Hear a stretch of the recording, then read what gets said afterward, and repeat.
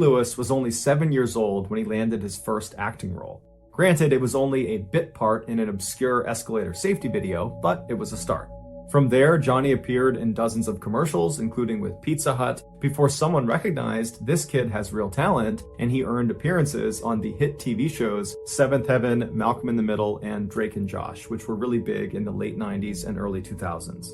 In 2001, when Johnny was 18 years old, he had made enough money from acting that he was able to leave his parents' home in North Los Angeles and move into a new home right in Hollywood with a bunch of other up-and-coming actors and actresses. By 2006, when Johnny was 23 years old, he was riding high. He had landed several more big TV roles, like a recurring role in the show The OC, which was very popular in the 2000s, and in 2006, he was dating the mega pop star Katy Perry. And although their romance was relatively short, apparently it was very intense because Katy would go on to write 2 songs that were apparently about Johnny. But Johnny's real rise to stardom occurred 2 years later in 2008 when he was cast as the character Half-Sack on the critically acclaimed motorcycle drama Sons of Anarchy. While the show made him famous and fabulously wealthy, Johnny was growing concerned with the direction the show was taking. He felt like it was becoming too violent. Johnny liked reading poetry and studying philosophy and staying up late drinking tea and playing chess. He did not like acting out scenes of gratuitous violence. It just wasn't who he was. So after being on the show for 2 seasons very successfully, he was a very popular character. He went to the writers and said, "You gotta write me out of the script. I can't do this anymore." The writers were totally caught off guard and begged him to stay, but he had made up his mind, and so in 2009, his character was killed off. After leaving Sons of Anarchy, Johnny decided that he wasn't going to pursue any serious acting roles for the time being. Instead, he wanted to focus his time on writing his first novel, which was about this musical genius trying to make his way in the world. And so he started asking around to see if anybody he knew of a quiet place he could live and write out of. And his photographer said, "I think I know the place." It was called the Writer's Villa, and it was this beautiful house with 6 bedrooms for rent right outside of Hollywood. Over the years, it had become a sort of safe haven for up-and-coming actors and actresses still looking to land their big break. The reason it developed this reputation was because of the owner, Kathy Davis. She was this wonderful woman who really understood how difficult trying to break into Hollywood was for all these people that stayed at her house. And so she would look after them and make them food and offer them rides, and she would stay up late and listen to their frustrations and be a shoulder to cry on if they didn't get the part they wanted. Many of her tenants, who went on to be big Hollywood stars, would later attribute their success, at least in part, to the time they spent with Kathy at the villa, which they remembered as being therapeutic and soothing. Even though Johnny had already had his big break in the Sons of Anarchy, he loved the idea of living in such a peaceful place that seemed to cater to eccentric artists like himself. So in April of 2009, Johnny called Kathy and requested a room, and she said, "Absolutely, you can stay on the 2nd floor in the red suite." After moving in, Johnny would tell his friends that the writer's villa was just as amazing as he thought it was going to be. And Kathy specifically was just as wonderful as everyone said she was. He actually struck up a friendship with her almost immediately. Everything seemed to be going really well for Johnny in his life until a few months later, he found out his girlfriend, Diane, was pregnant. Although this totally screwed up his plans for his novel, Johnny was really excited about being a father, and so he decided to move out of the villa and in with Diane, who lived nearby, to help take care of their child. 9 months later, on April 6th, 2010, Diane gave birth to a healthy little girl named Culla May, and Johnny and Diane fell madly in love with her. But unfortunately, Johnny and Diane's love for each other faded quickly after becoming parents, and before long, Johnny had moved out and back in with his parents. Not long after that, Johnny and Diane became embroiled in this really vicious, long custody battle over Culla May, which ultimately Johnny lost, which was devastating for him. A few months later, in October of 2011, when Johnny was still living with his parents, he decided to take his motorcycle out and just go ride around and clear his head. And so he drove for about 2 hours to the west of LA out into the desert, where he lost control of his bike and he crashed. After getting to the hospital, his injuries were determined to be relatively minor, except they were concerned he might have a head injury. However, after testing negative for a concussion, he was said to be okay by doctors and he was sent home. But when he got home from the hospital, he was not okay. He was a totally different person. Johnny's father, Michael, immediately noticed the change in his son's behavior. He just started acting really weird and erratic, and his thoughts weren't always coherent, and he was really agitated all the time. It was just very obvious that something was off. and it made Michael wonder, perhaps my son did get a head injury from that motorcycle accident, and the doctors just missed it. And so Michael scheduled 2 separate MRIs for Johnny to go to, but for whatever reason, Johnny refused to go. Around this time, Johnny's friends began to notice his strange behavior when in December of that year, he was at an acting class and he began speaking in a vaguely British accent. And everybody in the class noticed it, and eventually someone said, hey, why are you doing that? And Johnny was like, what? And just kind of shrugged it off and acted like he wasn't doing that. A few weeks later, on the morning of January 3rd, 2012, Johnny was at his parents' house and he was sitting in the kitchen while his mom was making omelets, and Johnny just kind of abruptly says, I'm gonna go out for a walk. So he gets up, he's only got his pajamas on, no shoes on, he walks out the door, and as he's walking down the road, he gets maybe 10 or 15 feet away from his parents' house when he hears someone screaming, like they're screaming in distress, and he thinks it's coming from the apartment that was right next to his parents' house. And so he breaks into the apartment, but there's no one in the apartment, it's totally vacant. And so as he's in this apartment, wondering what's going on, the 2 men that owned the apartment, they came home and they see Johnny standing there, and they told him he had to leave immediately. And instead of leaving immediately, Johnny grabbed a nearby glass bottle and he charged at them and hit them both over the head with the bottle before they managed to restrain him and hold him down until the police showed up. Johnny claimed he was acting in self-defense, but the police didn't believe him, and so they charged him with trespassing, burglary, and assault with a deadly weapon, and they sent him to jail. When Johnny's father was finally able to come to the jail and bail his son out, it had been 8 days, and in those 8 days, Johnny had been moved from general population to a psych ward because he was banging his head against the inside of his cell, and at one point he had tried to jump off of a balcony, and he was just generally acting unhinged. And so when he was discharged, on his paperwork, a doctor at the jail had commented that he thought Johnny at one point must have had some sort of head injury that had made him act this way, and he was definitely suicidal. When Johnny got back to his parents' house, he was an absolute wreck. Physically, he had 2 black eyes and his face was all puffed up from the confrontation he had with those 2 men in the apartment. And emotionally, he was so distraught that he wouldn't let anyone in his family come near him. He just holed up in his room and just told everyone to stay away. He also became extremely sensitive to light, to the point where he was turning off all the lights in his parents' home, and then when they would eventually just turn them back on again, he would get agitated and turn them all off, and then finally he just disabled his parents' fuse box. But despite Johnny's obvious issues after coming home from jail, over the next few weeks, he did actually seem to be improving, to the point where at the end of January, so about a month after he came home from jail, his parents allowed him to move out and go live on his own in Santa Monica, California, about 30 minutes away. But as soon as he was living on his own, his troubles started again. On February 10th, so about a week after moving into this place in Santa Monica, he was arrested for punching some random stranger in the head outside of a yogurt shop, but he was ultimately released on $20,000 bail. A couple of days later, Johnny, fully clothed, just walked into the ocean, and when he was pulled out, he had to be brought to the hospital to be treated for hypothermia. A couple of days after getting out of the hospital, he was arrested again, this time for trying to break into a woman's apartment in Santa Monica. He claimed he thought it was his friend's apartment, but nobody believed him, so he was brought to jail and then released on bail again. After this second arrest in Santa Monica, Johnny's parents finally convinced him to go see a doctor about this potential head injury they thought he got from that 2011 motorcycle crash. Even though that jailhouse doc had suggested Johnny had a head injury, he had not officially diagnosed him. So Johnny needed another doctor to officially diagnose his head injury so they could begin to treat it. But the doctor Johnny wound up seeing did not suspect a head injury. Instead, he suspected schizophrenia or bipolar, which are 2 very serious mental disorders. And so he prescribed some medication to Johnny that would treat both of those disorders, and Johnny was on his way. Johnny refused to take the medication and refused to go see another doctor, and so his condition just continued to get worse. Johnny was still facing serious jail time for the break-in and assault against those 2 men in the apartment next to his parents' home, and so Johnny's lawyer was trying to get a deal done where Johnny would go to a mental health treatment facility for a year instead of going to jail for a year. But Johnny was so confident these charges would just get dropped and he'd be allowed to go back to his life and live the way he wanted to, that he fired his lawyer and he represented himself in court. But the charges were not dropped and he was sentenced to 1 year in prison. However, the jail he was sent to was so overcrowded, they reduced his sentence all the way down to only 6 weeks.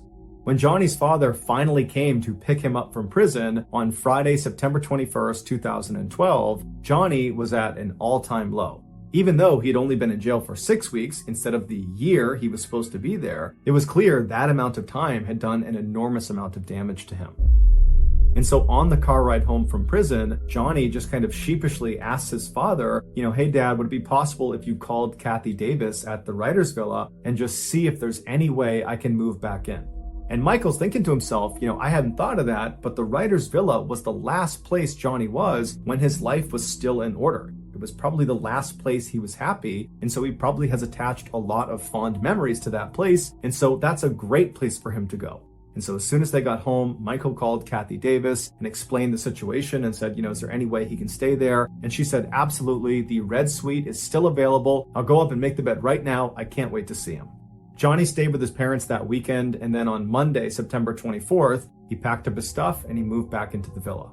2 days later, a 70-year-old man named Dan Blackburn, who was actually neighbors to the writer's villa property, he was looking out his front window at this man who was standing out in the road. He only had on jeans and red shoes. He had no shirt on and he was very sweaty. And he was just kind of frantically pacing around the road. And he had never seen this guy before. And so he's just kind of poking out behind his curtain, watching him to see what he's going to do next. And after about 15 minutes of this kind of strange pacing in the road, this guy turns and walks directly towards Dan's property, goes right up to the front step and starts knocking on the door.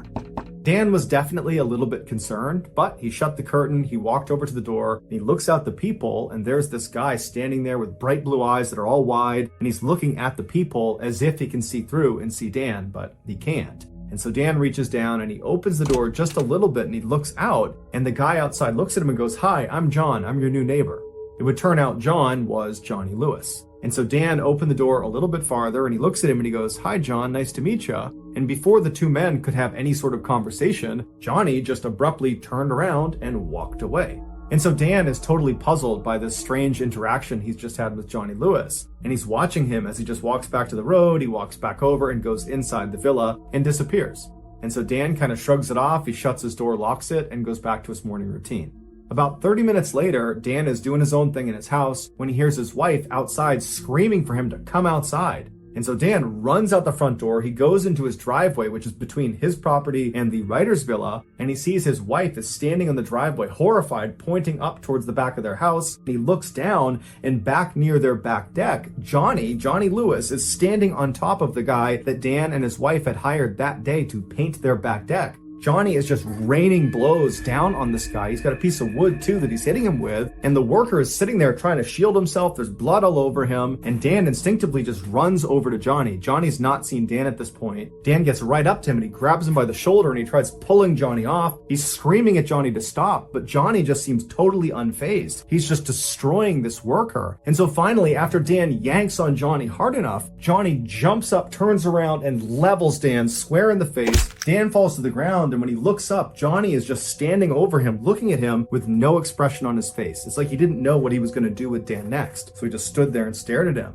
But Dan wasn't going to waste any time. He jumped up and he clocked Johnny square in the side of the head, but it had no effect on Johnny. He still just stared at Dan, completely expressionless. And so Dan grabbed a nearby lawn chair and practically broke it over the head of Johnny, but again, it had no effect on Johnny. He just stood there completely expressionless, staring at Dan. And so at this point, Dan just grabs the worker who can barely stand and he runs back down the driveway. He grabs his wife and they run towards the house to go inside. And the three of them manage to get inside the house. And as they're shutting the big, heavy door, Johnny comes bounding up and he gets right in front and he jams his arm in the space between the door and the wall. So they can't close the door because it's getting stuck on his arm. And so all three of the adults inside, Dan, his wife, and the painter, are putting all of their weight on this huge wooden door onto Johnny's arm, and Johnny is just trying to grab them the whole time. And so finally, the three of them start raising the door and slamming it as hard as they can on Johnny's arm. And finally, after several hard blows to his arm, Johnny retracted his arm, and they were able to shut the door and lock it. And so at this point, Dan's wife and the painter ran around the house, closing every window, locking every door. Meanwhile, Dan went to the side window that looked out towards the writer's villa property, and he got his phone out and he called 911 as he's looking out the door looking for Johnny. And so after he tells 911 what's going on and he hangs up, Johnny suddenly just appears running down his driveway as if he's running back towards the back deck. but he stops almost right in front of Dan's window. He turns and he starts running towards the villa property. He jumps over a fence that's at least waist height, just jumps clear over it, and then he gets to this huge wooden fence that surrounded the entire villa property that was at least, 8, 9, 10 feet, and he very easily just jumps, grabs the top, and catapults himself right over the top, and then disappeared inside of the villa. Within minutes, the police showed up and they went inside the villa, and they could not believe what they found. Based on the evidence, this is what investigators believe happened. After Johnny, for the first time, walked up to Dan's property and awkwardly knocked on the door and said, "Hi, I'm John, I'm your new neighbor." After that, he turned around and Dan watched him as he left his property and made his way back and went inside the villa. Once Johnny got inside the villa, he made his way up to the second floor and he went into Kathy Davis's room where she was sitting. Now, Kathy most likely turned and saw Johnny standing in the doorway. He's got no shirt on, he's sweating, he looks totally crazed. She probably was not scared. Instead, her motherly instincts kicked in and she probably said, "Hey, are you okay? Can I help you? What's going on?" And as she probably stood up and made her way over to make sure he was okay, Johnny, for reasons no one understands, proceeded to beat and kick and strangle her. And then when she fell to the ground and was totally helpless, Johnny proceeded to either stomp on her skull repeatedly, or he hit her over the head repeatedly with a rusty hammer that was later found in his bedroom. But no matter how Johnny did it, he managed to severely fracture her skull, and that's what ultimately killed her. After killing Kathy, Johnny tracked down her beloved cat and killed the cat the same way. Afterwards, Johnny ran out of the villa, and that's when he spotted Dan's house painter just sitting outside, and he walked over to him and just began beating him. And just like the attack on Kathy and her cat, this attack on this house painter appeared to have no motive as well. After Dan came outside and managed to fight Johnny off, and then when Dan went back inside the house with his wife and with the painter, Johnny stood outside for a few minutes before running down Dan's driveway and then hopping over those two fences right in front of Dan, and then Johnny disappeared inside of the villa. Once Johnny was in the villa, it's believed he climbed up to the upper patio or onto the roof of the villa itself, and from there he either jumped or fell to his death on the driveway below. His death was officially ruled an accident, not a suicide. After the news broke about what had happened at the writer's villa, everybody assumed Johnny must have been on some really hardcore drugs. That's the only explanation for why someone would act the way he acted. But when his toxicology report came back, it showed he had absolutely no drugs of any kind, legal or illegal, in his system. He was completely sober at the time he committed this horrible crime. Some believe Johnny really did have some undiagnosed head injury from that motorcycle accident, and this head injury is responsible for his violent outbursts. Others disagree and say the head injury had nothing to do with it. Johnny clearly had some undiagnosed mental disorder. Maybe it was schizophrenia, maybe he was bipolar, maybe it was something else, but it was this mental disorder that led to these violent outbursts. But to this day, no one knows for sure why Johnny did what he did. All we know is an innocent woman and her cat were needlessly killed. The next and final story of today's episode is called "This Demon Still Lives Among Us." In early 1974, 31-year-old Michael Taylor was living happily with his wife Christine and their 5 children in Ossett, which is a small town in central England. Michael was described as a great father and a great husband who had an excellent sense of humor. In fact, neighbors, whenever they would walk past the Taylor household, would say you could often hear the sound of Michael laughing or the sound of him telling jokes to his family. But in April of that year, everything changed for the Taylor family. Michael had been doing some home repairs when he fell off of a ladder and he hurt his back. The injury itself was fairly minor, but it resulted in chronic pain, and this chronic pain quickly changed how Michael behaved. Michael went from being this cheerful, funny, happy guy to being sad and depressed. And he was so irritable that his family could barely be around him because he would lash out at them. Now, the Taylor family was not a religious family. However, most families who lived in Ossett at that time were. And so when one of Michael's friends found out about how poorly Michael was doing, they approached Michael and said, you really ought to turn to religion for help and for guidance in this difficult time. And they also told him specifically that he really ought to check out this one particular Christian group. It was called the Christian Fellowship Group, and all it was a prayer group for Christians who wanted more religious support beyond just going to church on Sundays. But this friend of Michael's told him that the real draw of this group was the group's leader. Her name was Marie Robinson, and she was this 21-year-old, extremely friendly and energetic and charismatic person who just had this incredible way of making all of her members really feel like they belonged. And so Michael's friend was telling him that he really thought Marie could be the difference maker for him, that she could help him get back to normal. And so Michael, he trusted this friend, and he really didn't have much to lose at this point. He was already at rock bottom, and so he agrees to go check this group out. So on September 12th of that year, Michael makes his way to the church where this fellowship group is held. He goes inside and he makes his way to one of the back rooms in the church. And when he goes inside, he sees there's a ring of people sitting in a circle, about 20 people. And as soon as they see Michael coming in the room, they all stand up and they open their arms up. And they say, "Come on, come sit down with us. Welcome to the group." And then the woman who had to be Marie, she stands up and she looks at Michael, huge smile on her face, and she encourages him to come over and sit right next to me. "Welcome, we'd love to have you join our group." And so Michael, for the first time in ages, is smiling as he strides across the room and sits down right next to Marie. And then as Marie began to lead the group in prayer, Michael did not feel his chronic pain. He just felt happy again. But when the meeting was over and Michael went back home again, the pain and depression came flooding back. It was like the only place he could be happy was inside of the church at this fellowship group. And so over the next couple of weeks, Michael completely prioritized this group. He went to all of their meetings, and over the course of these couple of weeks, Michael became very close with Marie, and apparently Marie became very close with Michael, to the point where the two of them would stay after the meetings were over, and just those two would sequester themselves in quiet prayer. No one knew what they did in there, but it just seemed like they were developing a real relationship. And in fact, many people in this group suspected they were having an affair. And before long, the rumors in the church had spread outside and were all over Ossett. And then before long, Christine, Michael's wife, was hearing from a friend or a neighbor that apparently Michael was having an affair with Marie.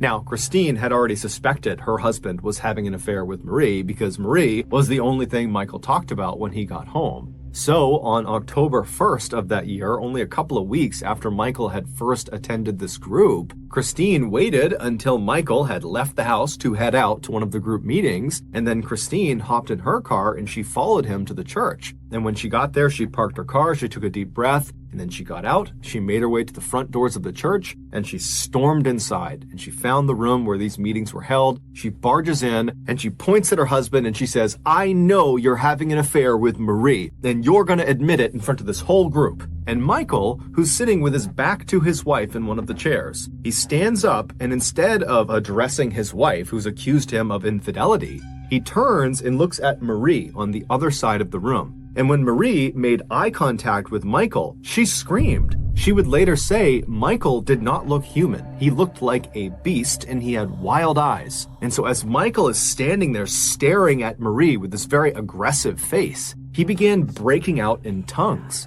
Speaking in tongues is where the speaker will be saying or uttering words or sounds that sound like language, but the speaker doesn't know what they mean. The idea is some entity has come inside of their body, and this entity is dictating their speech. And so Michael is broken out in tongues. He's barking these words and sounds at Marie, and everyone inside of the room has no idea what to make of this. Everything has happened so suddenly, and it's so surprising. You have the wife suddenly coming in and aggressively accusing her husband of cheating, and Michael is not responding to it, and he's acting totally crazy. And then before anyone can do anything, Michael goes from just barking in strange languages at Marie to suddenly rushing across the room as if he's going to attack her. And when he does that, the rest of the members jump on top of him and hold him down. And despite there being like 10 or 15 people holding him down, Michael is still trying to get up, and he's screaming and snarling and yelling at Marie. And then Marie suddenly breaks out into tongues too. And it's only then that Michael stops trying to force himself up out of this pig pile that's on top of him. And instead, he just continues to speak in tongues to her. And so the two of them are looking at each other, speaking in tongues, and the rest of the group is just totally dumbfounded. And so they just begin praying. And then after about an hour, Michael just collapses. It's like he went unconscious. And at that point, everybody in the room just goes silent and they look at Michael. And then Michael kind of opens his eyes and it's almost like he's waking up and he begins looking around frantically, trying to figure out what had just happened. Michael would claim he had no memory of what had just happened to him. And so at this point, Marie would tell him and Christine that she believed Michael was possessed by a demonic force, and the only thing they could do at this point would be to perform an exorcism. An exorcism is an expulsion or attempted expulsion of a supposedly evil spirit inside of a person or a place. Michael and Christine were at a loss. They had no idea what to do in this situation. They were both kind of in shock for very different reasons. And so they just kind of deferred to Marie's judgment and said, yeah, I think an exorcism is the way to go. So Christine and Michael just leave the church and go home, and then the next morning, Marie would get in touch with the Anglican Church of England and would request an exorcism. And after hearing about what was going on with Michael, the Anglican Church would say, yeah, that does sound like he needs an exorcism. And so the following day, they would send out 2 of their best exorcists named Peter and Raymond. And so Peter and Raymond, they get to Ossett, they go to Michael's house, and they observe him. And very quickly, they determine that it does seem like Michael is possessed by at least one demonic force. And so they tell Michael, the only thing we can do here is perform this exorcism, but we need you to agree to it. And so Michael says, okay, yeah, I agree to this exorcism, and so would his wife, because she at this point is just completely unsure what to do. She's just going along for the ride. So a day later, on October 4th at 10 p.m., Michael, his wife, and the rest of the members of this fellowship group, along with Peter and Raymond,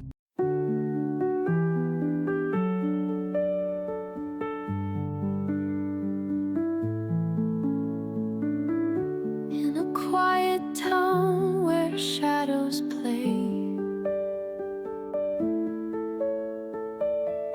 every corner knows our secrets stay.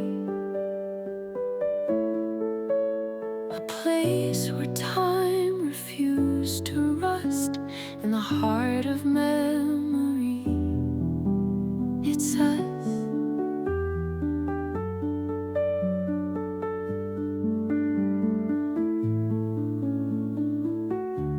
Old cafe where laughter danced, bench where we shared our second chance, sidewalk whispers still repeat in the rhythm of our hearts that beat.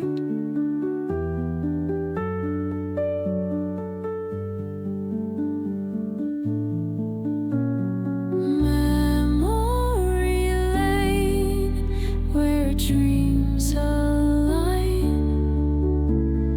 is where every stone has a tale so fine. Our love engraved in every street.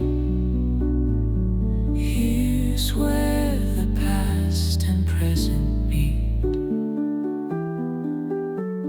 They would all meet at this other church in a neighboring town, and as soon as Michael had been positioned in the middle of this group in this chair, Peter and Raymond began the ritual by praying. And as soon as they did, Michael began screaming out in tongues, and he began writhing around, and he fell to the ground, and he began contorting his body in grotesque positions, as if the words Peter and Raymond were saying were physically harming Michael. And so after 8 hours of this, during which they had to actually tie Michael down to prevent him from hurting other members or hurting himself, after 8 hours, they finally just came to a stop. Peter and Raymond were exhausted. It looked very much like Michael too was exhausted. And as soon as they stopped the ritual, Michael just kind of collapsed on the ground as if he had fallen unconscious. And then at some point he kind of wakes up and he's looking around wildly. He's still tied down to the ground and he's acting like he has no idea what's just happened. And at this point, Peter and Raymond, they tell him that, the exorcism was mostly successful. We identified 40 demons inside of you, and this exorcism was able to expel 37 of them. So that means there's still 3 demons inside of you. Now, we can't do it right now. We're too tired. You're too exhausted. So go home, get some rest, and tomorrow we will finish this exorcism. We will get rid of those 3 demons, and you will be just fine. And so Michael and Christine, they get their things, and they leave the church, and they head home. A few hours later, around noon, a woman who lived near where Michael Taylor and his family lived thought she heard something strange outside of her house. It sounded like someone yelling. And so she went to the front of the house and she pulled the curtain aside on one of her windows. And outside, walking down the street completely naked, covered in blood, was Michael Taylor. And he was saying something about Satan. And so this woman, she calls the police. The police show up and they find Michael. He had curled up on the sidewalk outside of this woman's house. And he was giggling like a child in the fetal position. And so the police approach him. And at some point, Michael apparently snaps out of it. And he starts looking up at the police like he has no idea what's going on. And eventually they would get him to tell them his name and where he lived. And so after calling in backup to deal with Michael, the responding officers made their way to Michael's residence. And so they go inside, and immediately, as soon as they see what's in there, one of the officers just turns around and runs outside and begins dry heaving. The inside of the Taylor family home would become one of the most infamous crime scenes in English history. A few hours earlier, when Michael and his wife had come home from the exorcism, they had gone inside, and then Michael had fallen into one of his trances and began beating his wife. And then at some point, she fell to the ground and either was dead or was in the process of dying, at which point Michael jumped on top of her, and using only his hands, he ripped her face off and flung it across the room. And then as she's laying there bleeding to death, he began rubbing her blood all over his body. And then after she had finally died, he tracked down the family dog and killed the dog as well. Fortunately, their 5 children were not home at the time of this attack, and so they were unharmed. During Michael's trial, the prosecution and the defense blamed the Anglican Church of England and Marie and her religious group for effectively convincing Michael he was possessed with demons, which caused him to act out violently and kill his wife. And so ultimately, Michael would be found not guilty by reason of insanity, and after only 4 years of psychiatric care, he was released. And today, he is still living free in Ossett. But despite the legal outcomes of this case, there are many people, both religious and not religious, who believe the Michael Taylor case is one of the only true demonic possession cases in modern history. Also, just to close the loop, we don't know for sure if Michael and Marie were having an affair, but it is assumed they were.